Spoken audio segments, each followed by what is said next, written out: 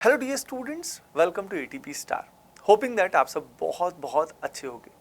हम लोग बच्चों को आईआईटी जेईई की कम्प्लीटली ऑनलाइन प्रिपरेशन कराते हैं and my self Vineet Khatri, founder ATP star and a graduate from IIT Roorkee. और मेरे द्वारा पढ़ाए गए बहुत सारे स्टूडेंट्स जो हैं जेईई एडवांस में टॉप 100 में रैंक ला चुके हैं और अभी टॉप आईआईटीज़ में पढ़ भी रहे हैं। मेरे द्वारा पढ़ाए गए हज़ारों स्टूडेंट्स अलॉन्ग विद बहुत सारे अब ग्रेजुएट होने के बाद बहुत अच्छी अच्छी जगह जॉब कर रहे हैं, स्टार्टअप्स कर रहे हैं, मचा रहे हैं बहुत ज़्यादा।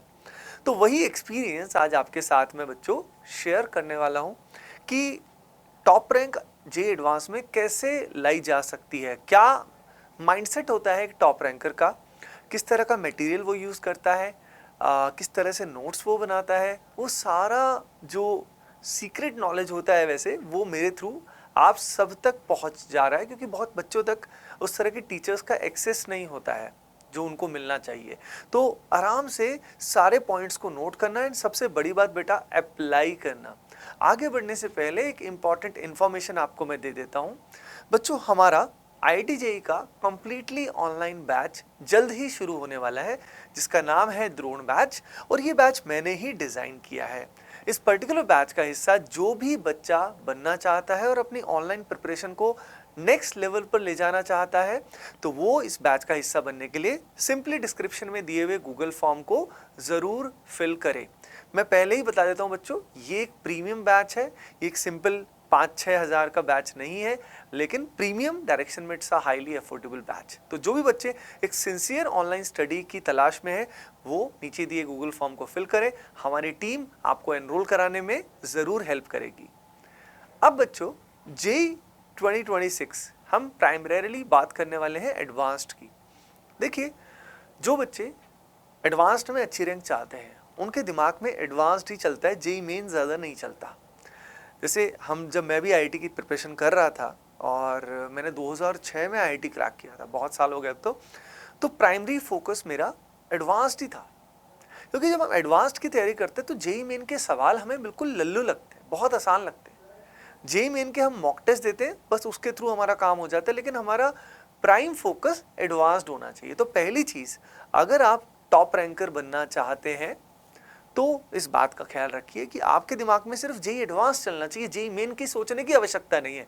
हाँ, जेईई मेन का के लिए थोड़ा हमें एनसीईआरटी पे ज़्यादा फोकस करना होता है और पीवाईक्यूज करके प्लस मॉक टेस्ट देके हमारा काम हो जाता है, लेकिन प्राइमरीली हमारी प्रिपरेशन की अप्रोच होनी चाहिए जेईई एडवांस्ड के लिए।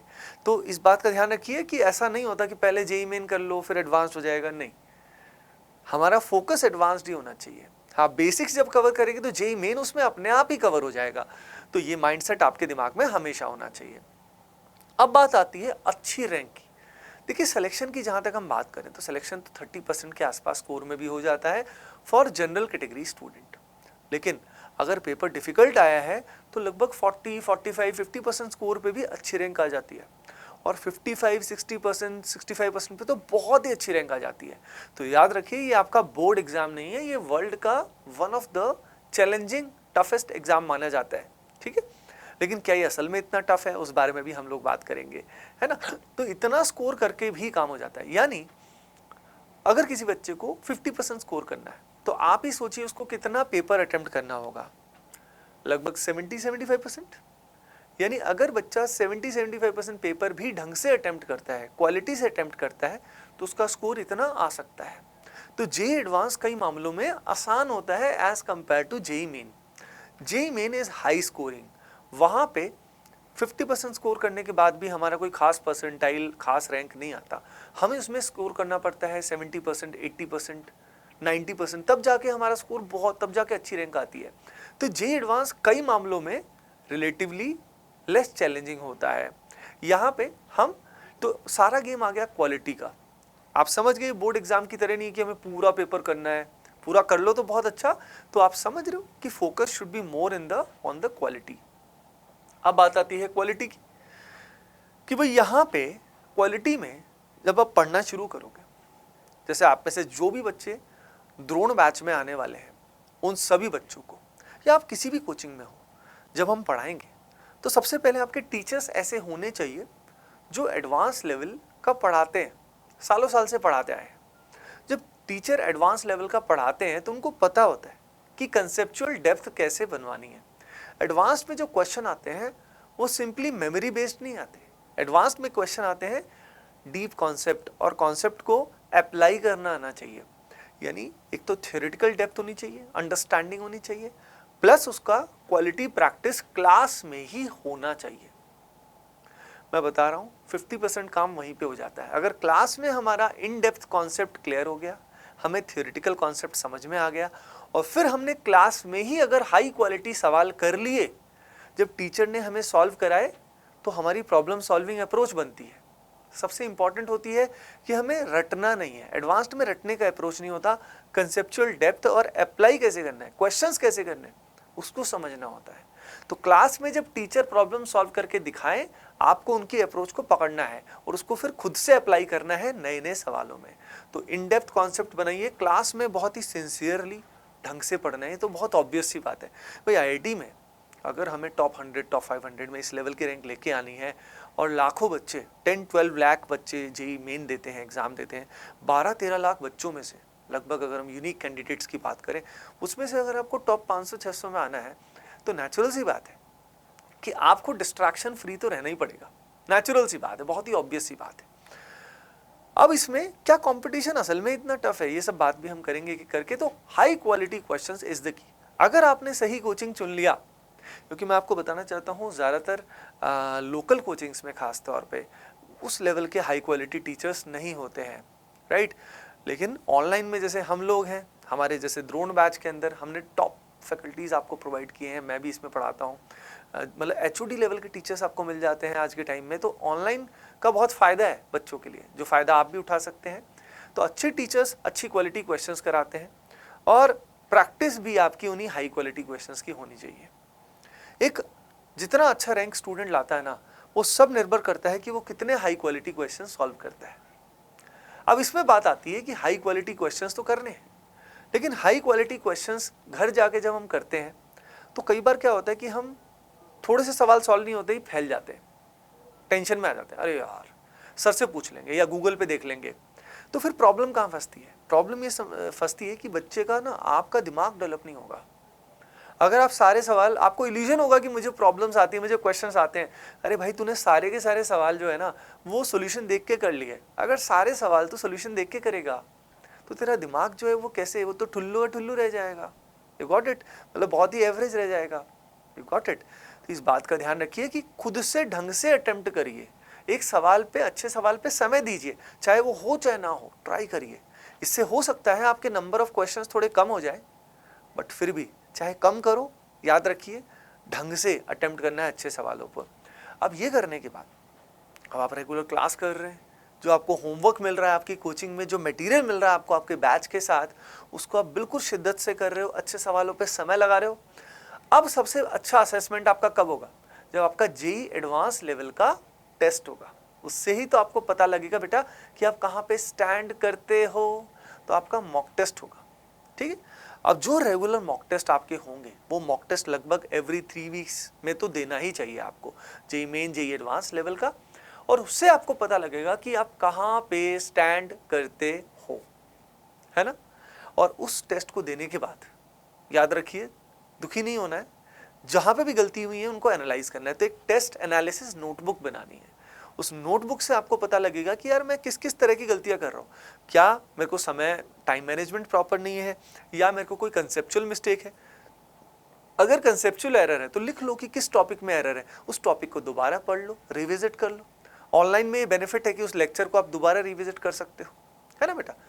तो मॉक टेस्ट आप सभी को समझ में आ गए कि मॉक टेस्ट जो है ये बहुत ही तरीके से लगातार देने हैं, कुछ भी मिस नहीं होने देना, बैकलॉग नहीं होने देना है। जो अच्छे स्टूडेंट्स होते हैं, जितने भी टॉपर्स हैं, वो बैकलॉग बिल्कुल नहीं होने देते। अब मॉक टेस्ट के बाद हमको ओवरऑल एक बात ध्यान रखनी है कि जब प्रिपरेशन स्टार्ट करते हैं तो हमें शुरू में बहुत ज़्यादा जोश होता है, और हमें कई बार क्या होता है कि बहुत जल्दी जल्दी करना होता है सब कुछ। लेकिन जल्दी जल्दी, कहते हैं ना जल्दी का काम शैतान का, तो actually it happens many times.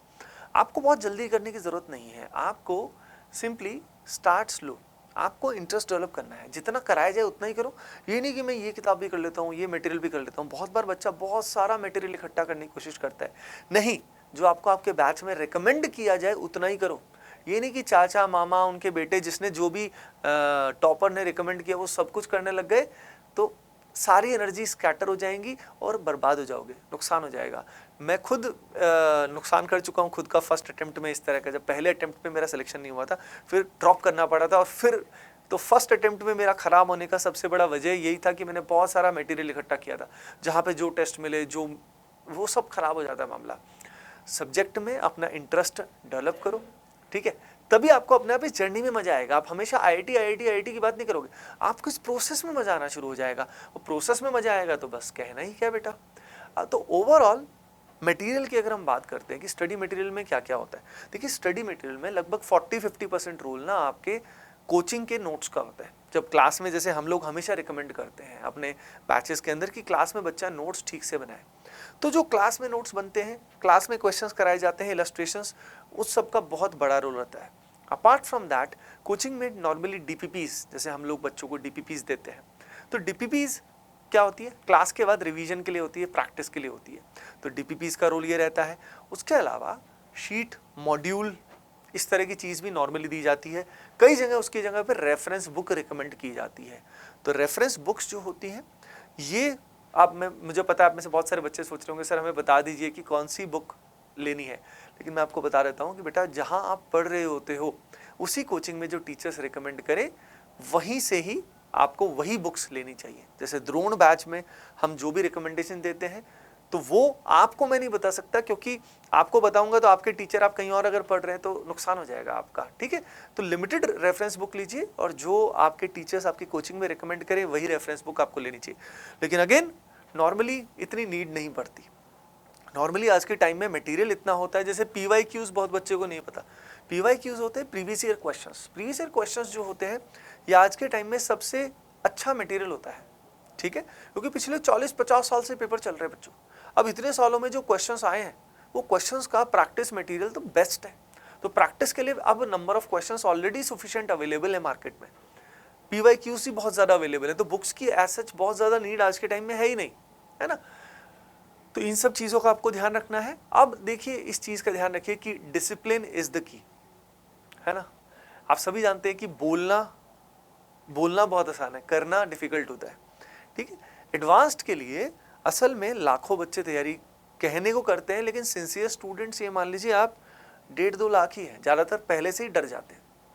और एडवांस्ड में 10-15,000 सीट्स अगर हम बात करें तो सिंसियर स्टूडेंट्स 1.5-2 लाख ही हैं। एडवांस्ड की बहुत बच्चे मैं आपको बता रहा हूँ जो जेईई मेन क्वालिफाई करते हैं वो मेंस की तैयारी भी नहीं करते ठीक से, ऐसे काफ़ी बच्चे हैं। सॉरी, मेंस के बाद, मेंस क्वालिफाई करने के बाद एडवांस की तैयारी नहीं करते, जैसे अभी हुआ था, अभी होता है वो। तो इसलिए कंपटीशन काफ़ी क्या हो जाता है, रिलेटिवली लेस हो जाता है।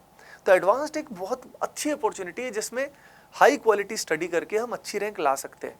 ये हवा जो बना हुआ है ना, अरे भाई आईआईटी तो ज़्यादा ही डिफिकल्ट है, अरे नहीं, मैं बता रहा हूँ डिफिकल्ट सब कुछ है। जीना भी डिफिकल्ट है, ठीक है, गरीब रहना भी डिफिकल्ट है ना, और दोनों एंगल डिफिकल्ट है। आसान कुछ भी नहीं है, कम पैसे कमाओगे वो भी डिफिकल्ट है। तो एक बात कही जाती है चूज योर हार्ड, लाइफ तो हार्ड है हर एंगल से, तो इससे अच्छी बात यह है कि भाई ऐसा कुछ करो जो डिफिकल्ट हो। बात समझ में आपको बच्चों?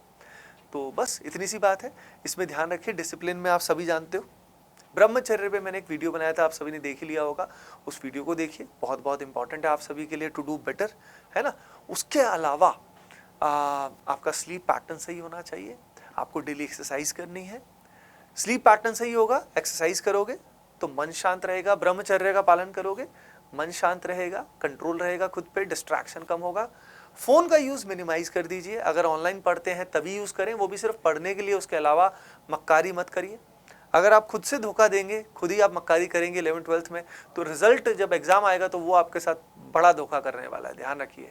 तो खुद को धोखा मत दीजिए, क्योंकि ये जो उम्र है ना 10 से 11th मूविंग, अगर हमारा सपना बड़ा है तो यार थोड़ा सेक्रीफाइस तो करना पड़ेगा। अगर हम चाह रहे हैं कि सारी जगह सारे हाथों में लड्डू हो जाए, यहाँ पे हम क्या बोलते हैं, लड़के हैं तो सुंदर कन्या, और अगर कन्या है तो सुंदर जो भी है, तो अगर उसके चक्कर में हम रहेंगे या गेमिंग में या टीवी सीरीज़ में, तो आप खुद ही जानते हो कि इससे होना क्या है। दोनों चीज़ें नहीं हो पाएंगी भाई, एनर्जी लिमिटेड है हमारे पास।